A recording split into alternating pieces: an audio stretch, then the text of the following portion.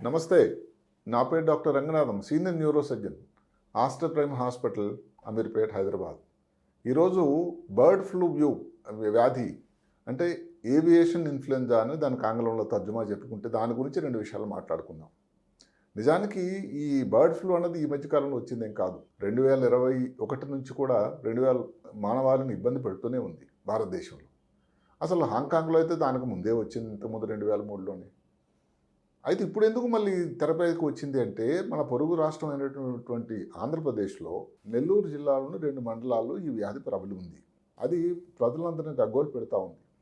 అదే కాకుండా అసలు మనుషులకు కూడా ఈ వ్యాధి సోకుతుందా? అసలు ఏవియేషన్ ఇన్ఫ్లుయెంజా అంటే పక్షుల్లో అంటే ఏమిటి? కోళ్ళు, బాతులు, టర్కీ కోళ్ళు వీళ్ళలో వచ్చేది.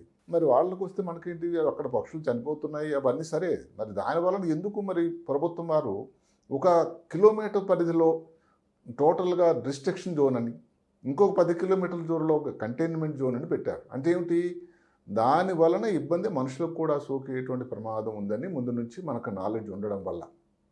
అందువల్ల దీని గురించి మనం తెలుసుకుందాం. అసలు ఈ బర్డ్ ఫ్లూ వ్యాధి అన్నది ఒక రకమైన వైరస్ వ్యాధి. కోవిడ్ వచ్చింది, తర్వాత మంకీ పాక్స్ ఇంకా వస్తూనే ఉన్నాయి, మానవాళిని ఇబ్బందులు పెడుతూనే ఉన్నాయి. కోవిడ్ ఇంకా పూర్తిగా సమస్య పోలేదు. ఇప్పుడు దానికంటే ప్రమాదకరమైంది అని అందరూ ఎక్స్పర్ట్లు ఈ మధ్యన చెప్తున్నారు ఈ బర్డ్ ఫ్లూ. అంటే సంఖ్యాపరంగా కోవిడ్ అంతా కాకపోయినా రిస్క్ ఏదైతే ఉందో 100 రెట్లు ఎక్కువ అని చెప్తున్నారు. ఇది ఎవరో ఆషామాషి కాదు, ఎక్కడో ముఖ్యమైన సిడిసి అమెరికా సంస్థ వాళ్ళే చెప్తున్నారు. అందువల్ల దాని గురించి కొన్ని వివరాలు చెప్పుకుందాం. ఇది H5N1 అనేటువంటి ఒక వైరస్కు సంబంధించింది. అందులో 12 రకాలు ఉన్నాయి. మానవాళికి సంబంధించి H5N1 అన్నది చాలా ప్రమాదకరమైందని తేల్చారు. ఇది వచ్చిందంటే ఎవరికైనా అలా ఒక 2 నుంచి 10 రోజుల్లో దాని లక్షణాలు పడుచూపుతూ ఉంటాయి. లక్షణాలు మీరు అడిగినట్టయితే గొంతుకు నొప్పి, జలుబు, జ్వరము, అసలు కండరాలన్నీ నొప్పులు, నడవలేకపోవడం, ఆ తర్వాత ఊపిరి తీసుకోవడం కష్టం రావడం, న్యూమోనియా లాంటిది. ఇంకా ప్రమాదం అంటే ARDS అంటే అక్యూట్ రెస్పిరేటరీ డిస్ట్రెస్ సిండ్రోమ్, అంటే ప్రమాదకరమైనటువంటి గాలి తీసుకోవడం ఇబ్బంది అయ్యి వెంటిలేటర్ మీదకి, అది ఏదైతే మనం కోవిడ్ టైంలో ఈ ఇబ్బందిని చూసామో అలాంటి ప్రమాదకరమైనటువంటి పరిస్థితి. న్యూరో సర్జన్గా న్యూరో లాంటి మెదడుకు సంబంధించి కూడా ఈ ఇబ్బందులు కనబడుతూ ఉన్నాయి. ఎలాంటివి? తలనొప్పి, వాంతులు, మూర్ఛలాడిది రావడం, ఎన్సెఫలైటిస్ అంటే ఏమిటి? మెదడు వాపు వ్యాధి అని. వాటి అలాంటి లక్షణాలు కూడా ఈ ఏవియేషన్ ఇన్ఫ్లుయెంజా వల్ల రావడం జరుగుతుంది. నిజానికి ఇది ఎప్పుడో ఎక్కువ శాతం ఏషియా ఖండంలోనే. ముందు చెప్పినట్టుగా మొట్టమొదట హాంకాంగ్ దేశంలో దీన్ని గుర్తించారు. తర్వాత సరే భారతదేశంలోనూ మిగతా వియట్నాం లాంటి ప్రాంతాల్లోనూ, ఈ మధ్యకాలంలో మన పొరుగు మిత్రులు చైనా వారిలో కూడా కనబడింది. సరే అక్కడి నుంచి మనకి వివరాలు పూర్తిగా రావు, సైన్స్ ప్రకారం అంతా చాటుగా ఉంటుంది కాబట్టి వాళ్ళ మీద మనం పూర్తిగా నమ్మలేము. ఎందుకంటే కోవిడ్కి సంబంధించిన ఎక్స్పీరియన్స్ ఇంకా మనం మర్చిపోలేము. అది కదా కొంత ఆఫ్రికా ఖండంలో, యూరోప్లో, ఈ మధ్యన అమెరికాలో కూడా. కొన్ని రోజుల క్రితమే అమెరికాలోని ఒక ముఖ్యమైన రాష్ట్రం టెక్సాస్ అని, చాలామంది తెలుగు వాళ్ళు కూడా ఉంటారు అక్కడ. అందులో ఒక అబ్బాయికి రావడం, అది సెకండ్ కేసుగా గుర్తించారు. దాంతో ఇంకా అంతా ఇది మనుషుల్లో కూడా వస్తుంది అనేటువంటి భయం ఎక్కువ మంది అయింది. ఇప్పటికీ ఏంటంటే 2003 నుంచి 2024 వరకు దగ్గర 866 కేసులు మనుషుల్లో నమోదైనాయి. అందులో 462 మంది చనిపోయారట. అంటే ఏమిటి? 52% మరణాలు జరుగుతున్నాయి. కోవిడ్ సమయంలో మన అందరికీ గుర్తుంటుంది, ప్రమాదకరమైంది ఎక్కువ మంది జరిగిపోయినా కూడా శాతంగా ఆలోచించినట్టయితే 3 నుంచి 4%. దాంతో చూసుకుంటే ఇది ఎంత ప్రమాదకరం. అందువల్ల ఇది మనం అనుమానం అలా ఏమిటంటే, ఇది ఎలాగ అసలు సంక్రమిస్తుంది? కోళ్ళలో వచ్చింది, బాతుల్లో వస్తుంది, మనుషులకు ఎందుకు వస్తుంది? ఎవరైతే ఏవైతే ఇన్ఫెక్టెడ్ యానిమల్స్ అంటాం, ఎవరికైతే వ్యాధి ఉన్నదో, కోళ్ళు కానీ ఏదైనా కానీ, వాళ్ళని పట్టుకొని దాని వాళ్ళ దగ్గరలో ఉన్న ఆ కోళ్ళ ఫారంలో పనిచేసే వ్యక్తులకు కానీ, ఈ కోళ్ళు ఇవి ఏదైతే ఉన్నాయో బర్డ్స్, వాటి తాలూకా వ్యర్థాలు కానీ, వానికి ఉండేటువంటి రెక్కలకు కానీ ఏదైతే కాంటాక్ట్ వచ్చినట్టయితే ఇబ్బంది వచ్చేదానికి ఆస్కారం ఉంది. ఇది మనుషులకు సంక్రమించడం అనేది చాలా చాలా రేరు.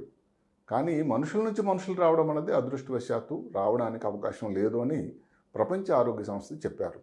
అయితే కొన్ని విపత్కర పరిస్థితుల్లో వచ్చే అవకాశం కూడా ఉంది. ఎవరో బర్డ్ ఫ్లూ వచ్చింది, వారిని ఎవరో వైద్యం చేయడానికి దగ్గర వాళ్ళ చుట్టాలు, బంధువులు చాలా దగ్గరలో రోజులు కొలది వారిని సేవ చేస్తూ ఉన్నారు. వాళ్ళకు వచ్చే ఇబ్బంది అవకాశం ఉంది.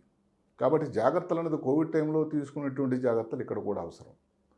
అదే కాదు, ఈ ఇబ్బంది ఉన్న వాళ్ళకి ఏమిటి, ప్రమాదం వాళ్ళకి రాకపోయినా కానీ ముందు రిస్క్ అయితే ఉంది.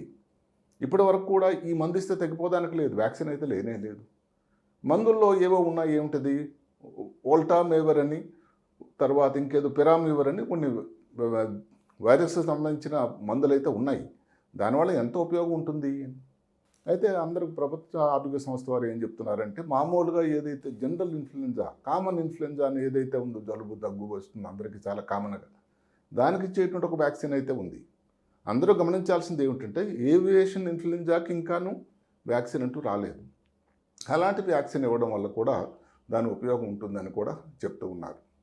ఇప్పుడు మెదడుకు సంబంధించిన వ్యాధి గురించి మనం మాట్లాడుకున్నట్టయితే, మెదడులో ఈ వ్యాధి సోకిన వాళ్ళకి ఏం జరుగుతూ ఉంటుందంటే, మెదడులో ఉండేటువంటి రోగ నిరోధక వ్యవస్థ దానికి రియాక్ట్ అవుతుంది. ఇది కోవిడ్ టైంలో కూడా మనం చూసాం. దానివల్ల సైటోకైనిన్స్, కీమోకైనిన్స్ అనేటువంటి పదార్థాలు దానికి రక్తం లోపలికి దానికి ప్రబలి మెదడు లోపల వాపు రావడం, అదే కాకుండా మెదడులో ఉండేటువంటి కణజాలను డ్యామేజ్ చేయడం కూడా జరుగుతూ ఉందట. దీనివల్లనే ముందు చెప్పినట్టుగా తలనొప్పి, వాంతులు, మూర్ఛవ్యాధి రావడం, కాలు చేయి పనిచేయకపోవడం, ఇలాంటి ప్రమాదకరమైన పరిస్థితులు కూడా వచ్చేదానికి ఆస్కారం అయితే ఉంది.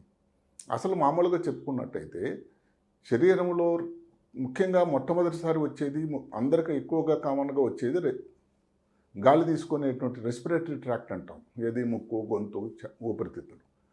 దాన్ని విడిచిపెట్టినట్టయితే అసలు నిజానికి ఈ ఏవియేషన్ ఇన్ఫ్లుయెంజా, బర్డ్ ఫ్లూ అన్నది మల్టీ సిస్టమ్ డిజీజ్ అంటారు. అంటే ఏంటి, మూత్రపిండాల మీద రావచ్చు, పొట్టలో దాని ఇబ్బంది రావచ్చు, ఇలాగ కొన్ని అవయవాల మీద కూడా రావచ్చు. ఇలాగ అన్ని అవయవాలను చూసుకున్నట్టయితే ఊపిరితిత్తుల తర్వాత నెక్స్ట్ కామన్గా వచ్చేది మెదడులో ప్రమాదం అయిందట. కాబట్టి అందులో ఈ ఏవియేషన్ ఇన్ఫ్లుయెంజాలో ఉండేటువంటి ఆ వైరస్ అన్నింటిలో కూడా ఎందుకో కానీ ఈ H5N1 అన్నది మెదడుకి సంబంధించి దాని తాలూకా ఆ దృష్టి ఎక్కువ కేంద్రీకరించింది. అంటే మెదడు లోపల కానీ ఒకసారి కానీ చేరింది అంటే, ముక్కులో ఇవి ఉంటాయి నరాలు, 1వ నంబర్ నరం ఆల్ఫాక్టరీ నర్వ్ అంటాం. ఆల్ఫాక్టరీ నర్వ్కి ఇక్కడ చిన్నది, ఇక్కడ ఒక చిన్న బోన్ ఉంటుంది, క్రిబ్రిఫామ్ ప్లేట్ అని, దాని పక్కన ఆల్ఫాక్టరీ బల్బ్ అంటాం.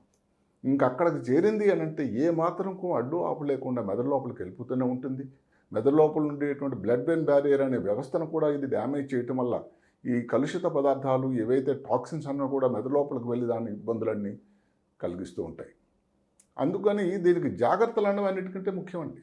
ఇప్పుడు అందరూ అడిగేటువంటి, ఇప్పుడు చికెన్, ఇప్పుడు మాటకి ఈ రోజున ఉగాది జరుగుతుంది, ఇంకా మిగతాటువంటి పండుగలు వస్తున్నాయి, రంజాన్ వస్తుంది, ఆ తర్వాత ఇంకా చాలా పండుగలు వస్తున్నాయి. ఆ సమయంలో కానీ ఏదైతే ఉందో ఇలాంటి ప్రమాదం ఎక్కువ ఏదానికి ఆస్కారం ఉందా? ఎవరైతే ఈ బర్డ్ ఫ్లూ వ్యాధి వచ్చి ఇబ్బందులు ఉండే వాళ్ళతో వాళ్ళని ఐసోలేట్ చేయడం అయితే చాలా ముఖ్యం. అదే కదా ఈ వచ్చిన వ్యాధినికి చుట్టుపక్కల ఉండేటువంటి డాక్టర్లు కానీ, టెక్నీషియన్స్ కానీ, వాళ్ళ చుట్టాల బంధువులు కానీ, వాళ్ళకు కూడా ప్రికాషన్స్ తీసుకోవడం అనేది చాలా ముఖ్యం. ఆ ప్రికాషన్స్ కానీ అనుకున్నట్టయితే కోవిడ్ టైంలో రెస్పిరేటర్లు వాడడం, పీపీఈ పర్సనల్ ప్రొటెక్షన్ ఎక్విప్మెంట్ కానీ, గ్లౌస్ కానీ, గాగుల్స్ కానీ, ఇలాంటివి ఎక్విప్మెంట్ వేసుకోవడం అనేది చాలా చాలా ముఖ్యం. ఇక్కడ ఒక గ్రహించాల్సింది ఏమిటంటే, చికెన్ తింటే వస్తుందా? చికెన్ తింటే ఇప్పుడున్నటువంటి సమాచారం ప్రకారం వచ్చేదానికి ఆస్కారం లేదు. దానికి ఒక ముఖ్యమైన కారణం ఉంది. అది అదృష్టం ఏంటంటే, చికెన్ ప్రియులు అందరూ కూడా సంతోషకరమైన వార్త, ఈ వైరస్ అన్నది ఎక్కువ టెంపరేచర్లో బతకదు. ఇప్పుడు చికెన్ బాగా దాన్ని చక్కగా ఉడికించి కానీ తీసుకునేటట్టయితే వైరస్ నాశనం అయిపోతుంది. ఎవరైతే పూర్తిగా వండనటువంటి చికెన్ తీసుకోవడం వల్ల, కోడి మాంసం తీసుకోవడం వల్ల ఇబ్బంది వచ్చేదానికి ఆస్కారం అయితే ఉంది. ఇది అందరూ కూడా గమనించాలి. కాబట్టి ఈ ఏవియేషన్ ఫ్లూ అన్నది, బర్డ్ ఫ్లూ అన్నది నెమ్మదిగా ప్రబలి ఉంటుంది. ఇందులో 2 రకాలు కూడా ఉంటాయి, లో ప్యాథోజెనిక్ అని, హైలీ ప్యాథోజెనిక్ అని. నిజానికి లో ప్యాథోజెనిక్ కేరళలో ఏదైతే అగ్రగామి రాష్ట్రం ఇవన్నింటికి ఏది వైరస్ అన్నిటికీ కూడా ఆల్రెడీ 2 సార్లు వచ్చిన అవుట్ బ్రేక్స్ వచ్చాయని వాళ్ళు చెప్తున్నారు. కానీ పెద్ద మనుషులు జరిగిపోవడం కానీ, మనుషులకు సంక్రమించడం కానీ జరగలేదు. అవన్నీ కూడా ఈ పక్షుల్లోనే వచ్చాయి. ఈ హైలీ ప్యాథోజెనిక్ అని 2వ వెరైటీ ఏదైతే ఉందో, ఇందాక చెప్పినట్టుగా మెదడు లోపల, నరాల లోపల ప్రవేశించి దానివలన అపాయం, ఇందాక చెప్పినటువంటి లక్షణాలు, ప్రమాదం ఉండేదానికి ఆస్కారం అయితే ఉంది. మందులు అన్నది ఏవో 2 రకాలు ఇందాక చెప్పినట్టుగానే ఒసెల్టామిర్ కానీ, లేకపోతే పిరామివిర్ కానీ ఉన్నాయి. అయితే వ్యాక్సిన్ అనేది దీనికి లేదు. వ్యాక్సిన్ లేకుండా ఈ ఇబ్బందులు కానీ వచ్చే ఇంత లోపల తయారవుతుందా అంటే కొన్ని సనోఫీ ఇలాంటి సంస్థలు ఏం చెప్తున్నాయంటే దగ్గరలో కానీ ఇదే కానీ ఎక్కువ ప్రబల అయితే మేము పూర్తిగా సన్నద్ధమై ఉన్నాము, వ్యాక్సిన్ కూడా తయారు చేస్తాము. ఎందుకంటే కోవిడ్ టైంలో కూడా అందరూ అనుకోలేదు ఇంత తొందరగా వ్యాక్సిన్ వస్తుందని. అయితే తయారు చేశారు కదా, భారతదేశంలో కూడా దానికి సరిపోయినటువంటి అన్ని వ్యవస్థలు ఉన్నాయి.